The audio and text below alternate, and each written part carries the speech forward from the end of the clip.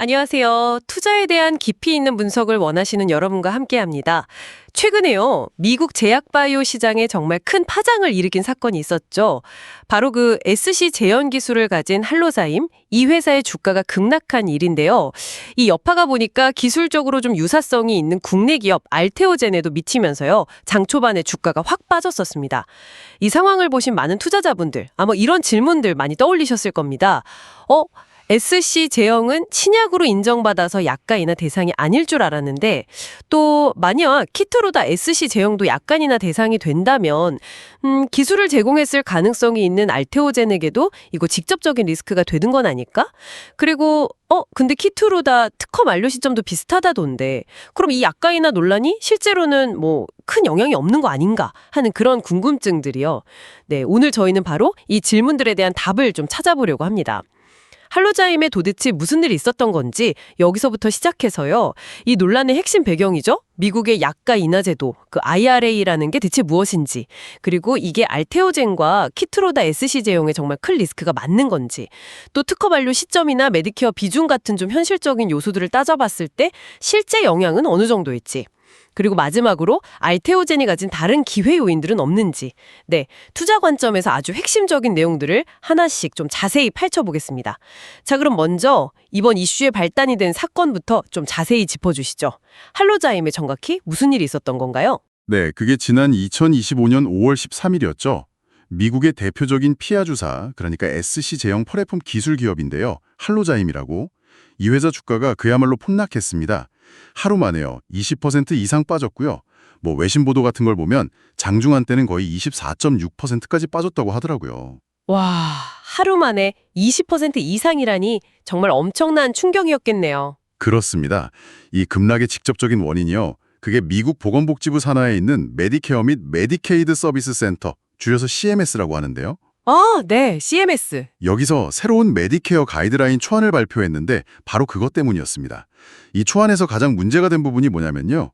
기존의 정맥주사, IV 제형이었던 약물을 투약 편의성을 높여서 피하 주사, SC 제형으로 바꾼 약물들 있잖아요. 네네. 이것들도 경우에 따라서는 약가 인하 협상 대상에 포함될 수 있다. 이런 내용이 들어간 겁니다.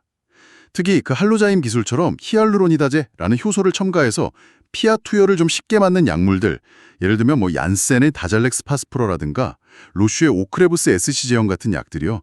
이런 약들이 이 규정 때문에 생각보다 빨리 가격 협상 테이블에 오를 수도 있겠다. 이런 우려가 확 퍼진 거죠.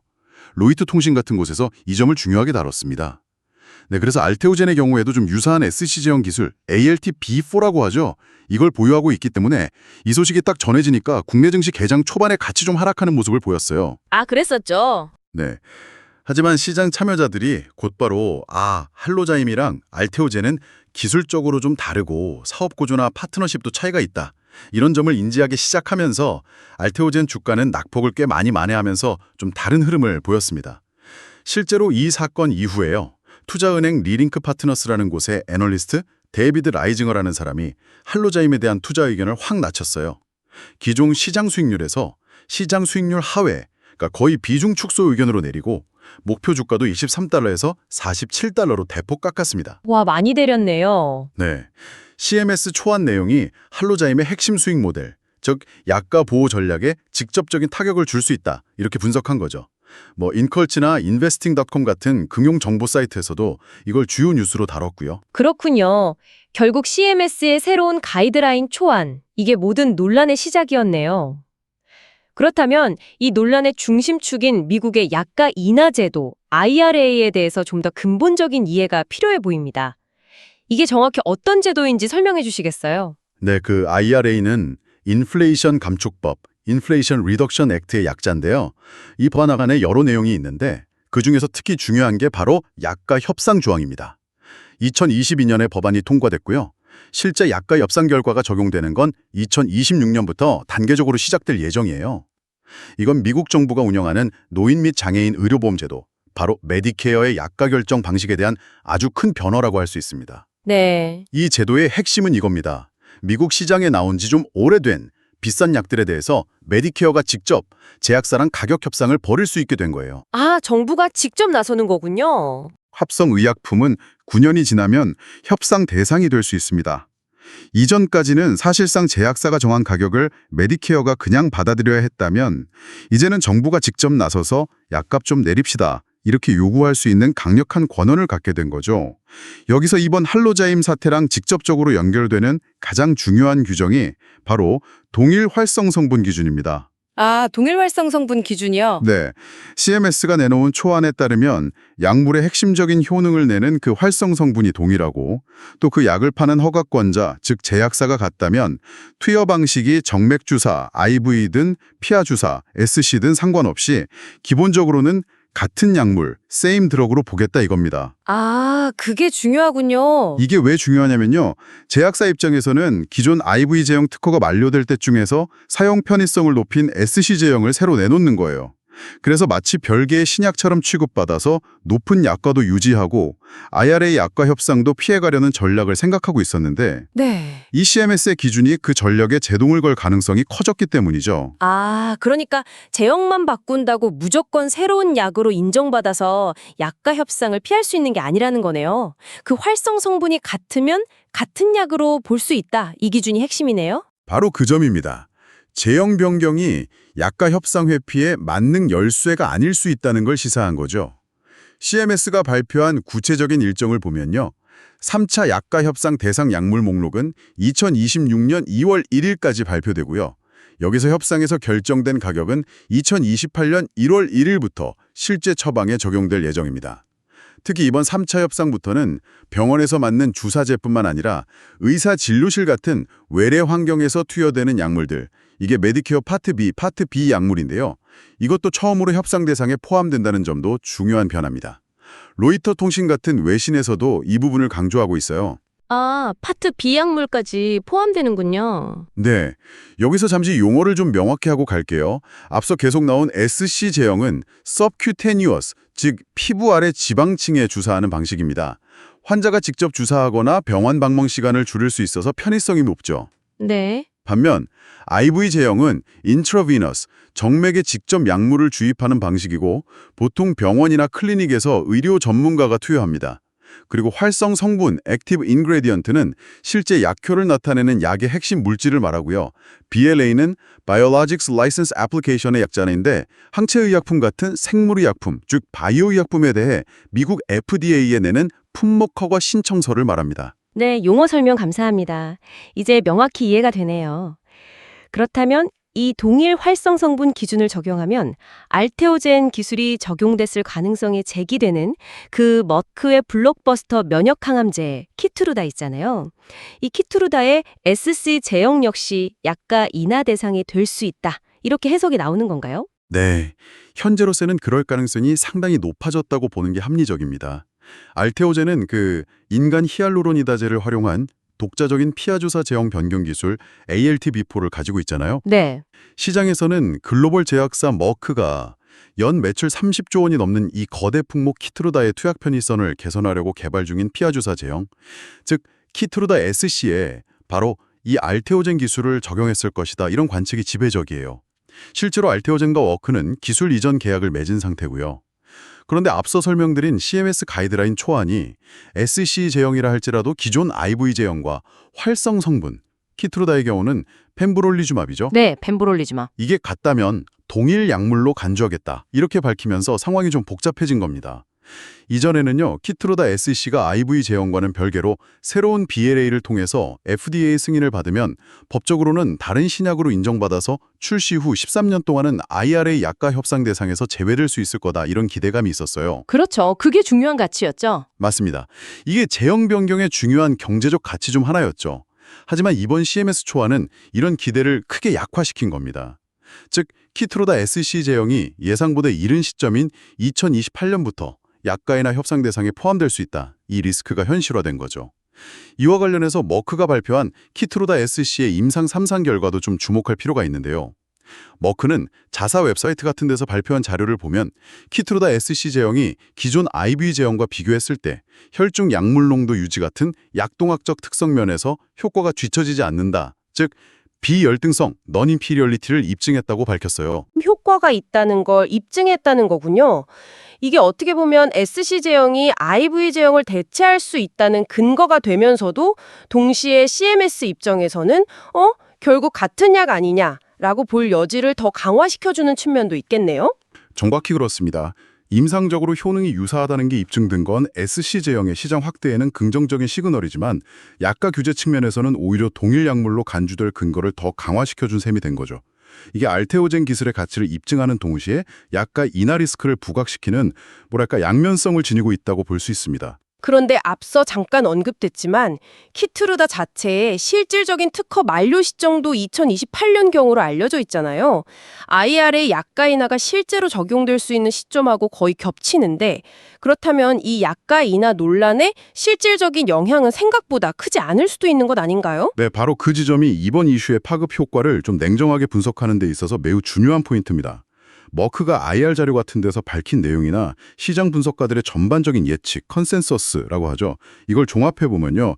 키트르다의 물질 특허 자체는 2028년 중반쯤 만료되지만 제형 특허나 용도 특허 이런 걸 다 고려한 실질적인 시장 독점권 상실 시점, 이걸 LOE, Loss of Exclusivity라고 하는데요. 네, LOE.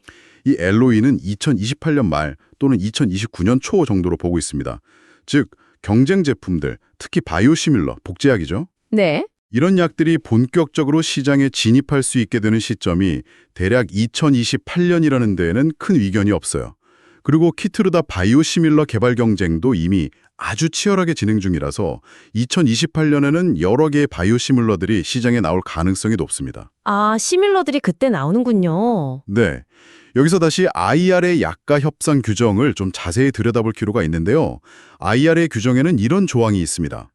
어떤 약물이 약가 협상 대상에 선정돼서 가격 인하가 적용되더라도 만약 그 약물이 시장에서 바이오시밀러와 9개월 이상 경쟁하게 되면 그 다음 해부터는 협상 대상 목록에서 제외된다는 조항이에요. 아, 9개월 이상 경쟁하면 제외된다고요? 네, 그렇습니다.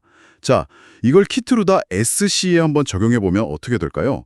만약 키트르다 SC가 2028년 1월 1일부터 IRA 협상 가격 적용을 받게 된다고 가정을 해보죠. 네. 그런데 같은 해 예를 들어 2028년 상반기 중에 바이오시밀러가 출시돼서 9개월 이상 경쟁 상태가 유지된다면 키트르다 SC는 2029년부터는 다시 약가 협상 대상에서 빠지게 됩니다. 아하. 결국 IRA로 인한 약가 인하가 실제로 적용되는 기간은 2028년 단 1년 남짓으로 매우 제한적일 수 있다. 이런 계산이 나오는 거죠. 와, 그렇군요.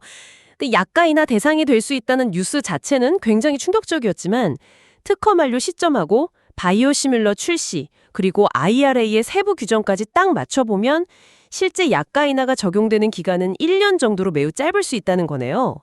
이야, 이건 정말 중요한 포인트인데요? 네, 그래서 이 부분을 소위 헤드라인 리스크하고 실질적인 영향하고는 좀 구분해서 봐야 한다. 이런 분석이 나오는 겁니다. 연간 글로벌 매출이 약 260억 달러 정도 되거든요.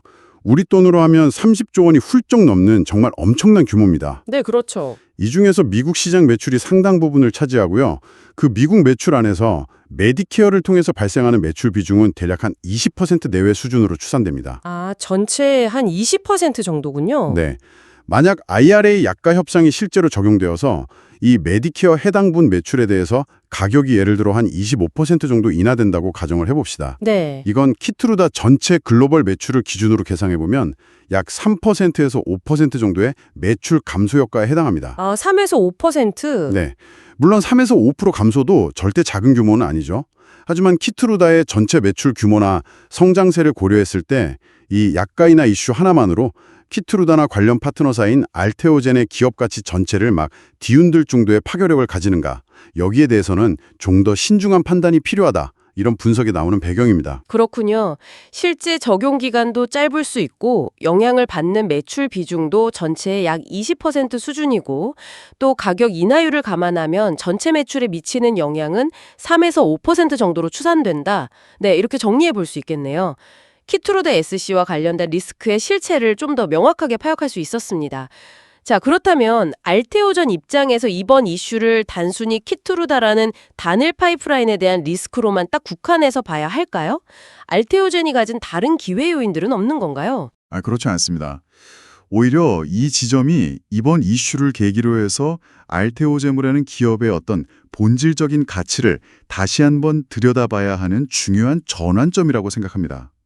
알테오젠을 단순히 키트로다 관련주 이렇게만 보는 것은 좀 전체 그림을 놓칠 수가 있어요. 네.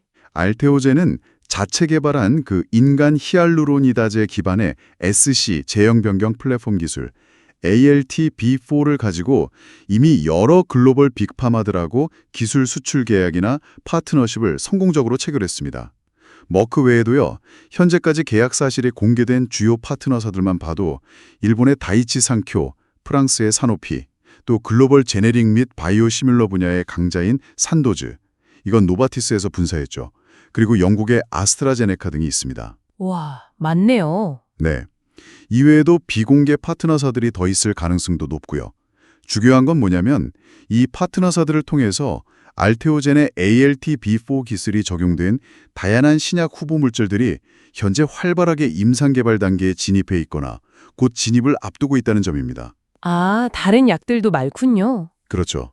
이건 알테오젠의 기술이 특정 약물 하나, 즉 키트로다에만 의존하는 게 아니라 다양한 치료 영역의 여러 블록버스터 약물들의 가치를 높이는 데 활용될 수 있는 일종의 플랫폼으로서의 확장성을 가지고 있다는 걸 의미합니다.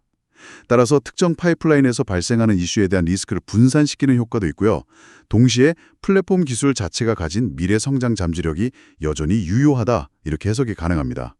즉, 키트로다 SC 이슈는 알테오젠이 가진 여러 성장 동력 중 일부에 영향을 줄 수 있는 변수일 뿐이지 기업 전체의 방향성을 바꾸는 결정적인 요인으로 보기는 어렵다. 이런 시각이 우세합니다. 자, 그럼 지금까지 논의된 내용을 좀 종합적으로 정리해 주시고 이 정보를 바탕으로 투자자분들이 어떤 점을 고려하면 좋을지 조언을 부탁드립니다. 네, 오늘 논의된 핵심 내용들을 한번 정리해 보겠습니다. 첫째, 할로자임 주가 급락 사태는 미국 정부의 약가 인하 정책, 특히 SC 제형을 동일 활성 성분 기준으로 볼 수 있다는 그 CMS 가이드라인 초안 발표에 따른 시장의 좀 심리적인 우려가 크게 반영된 결과였고요. 네. 둘째, 알테오젠 역시 초기에는 동반 하락했지만 할로자임과는 다른 기술적 특징과 다수의 글로벌 파트너십을 기반으로 한 견고한 사업 포트폴리오 덕분에 빠르게 좀 차별화되면서 반등하는 모습을 보였고요. 셋째, 논란의 핵심인 키트루다 SC 제형은 IRA 약가 인하 협상 대상에 포함될 가능성이 높아진 것은 사실입니다. 그렇죠. 하지만 넷째, 키트루다의 실질적인 시장 독점권 상실, 즉 LOE 및 바이오 시뮬러 등장이 약가 협상 적용 시점인 2028년과 거의 동시에 이루어질 것으로 예상되기 때문에 IRA의 그 9개월 경쟁 규정을 고려하면 실제 약가 인하가 적용되는 기간은 약 1년 정도로 매우 제한적일 수 있다. 이 분석이 중요합니다. 네, 그 부분이 핵심이었죠. 다섯째, 약가 인하가 적용되는 미국 메디케어 매출 비중은 키트루다 전체 글로벌 매출의 약 20% 수준이고 약가 인하율을 감안해도 전체 매출 감소 효과는 약 3에서 5% 수준으로 추정되어서 그 영향이 생각보다 제한적일 수 있습니다. 여섯째, 알테오젠은 키트루다 외에도 다수의 유력 글로벌 제약사들과 파트너십을 통해서 플랫폼 기술을 확장하고 있기 때문에 이번 이슈로 인한 단기적인 리스크보다는 장기적인 기술 확장성과 성장 기회 요인이 더 부각된다고 평가할 수 있겠습니다. 네. 마지막으로 투자자분들께 드리고 싶은 조언입니다. 이번 논란을 촉발한 CMS의 가이드라인은 아직 초안, 드래프트 단계라는 점을 꼭 기억하셔야 합니다. 아, 맞다. 아직 초안이죠. 네, 최종 지침은 업계 의잔 수렴 등을 거쳐서 2025년 하반기에 확정될 예정입니다. 따라서 현재의 초안 내용이 최종안에서는 일부 수정되거나 좀 완화될 가능성도 배제할 수 없습니다. 그렇기 때문에 단기적인 뉴스나 정책의 변동성에 따라서 너무 급하게 투자 결정을 내리시기보다는 알테오젠이라는 기업이 보유한 그 SC 제형 변경 플랫폼 기술의 근본적인 가치와 경쟁력, 그리고 다양한 파이프라인으로 확장될 수 있는 장기적인 성장 스토리에 좀 더 주목하시는 전략적인 접근이 필요해 보입니다. 네, 오늘 정말 복잡하게 얽혀있던 이슈의 실타래를 아주 명쾌하게 풀어주셨습니다. 덕분에 투자자분들도 이번 사안을 훨씬 더 균형 잡힌 시각으로 바라볼 수 있게 되셨을 것 같습니다. 깊이 있는 분석 정말 감사합니다. 함께해 주신 투자자 여러분께도 감사드립니다. 마지막으로 이런 질문을 한번 던져보면서 마무리할까 합니다. 오늘 자세히 살펴본 것처럼 약가 인하 압박은 앞으로도 계속될 가능성이 높고요. 동시에 환자들의 투약 편의성에 대한 요구는 점점 더 커지고 있습니다. 이런 거시적인 환경 속에서 키트루다뿐만 아니라 다른 여러 블록버스터 바이오 의약품들이 향후 몇 년 안에 특허 만료라는 현실에 직면하게 될 텐데요. 그때 알테오젠의 ALT-B4와 같은 이런 SC 제형 변경 플랫폼 기술이 가지는 전략적인 가치는 과연 어떻게 변화하고 또 얼마나 더 중요해질 것이라고 전망하시나요? 이 질문에 대한 답을 각자 한번 고문해 보시는 것이 앞으로의 투자 방향을 설정하시는데 분명 의미 있는 시간이 될 것 같습니다. 오늘 저희가 준비한 내용은 여기까지입니다. 감사합니다.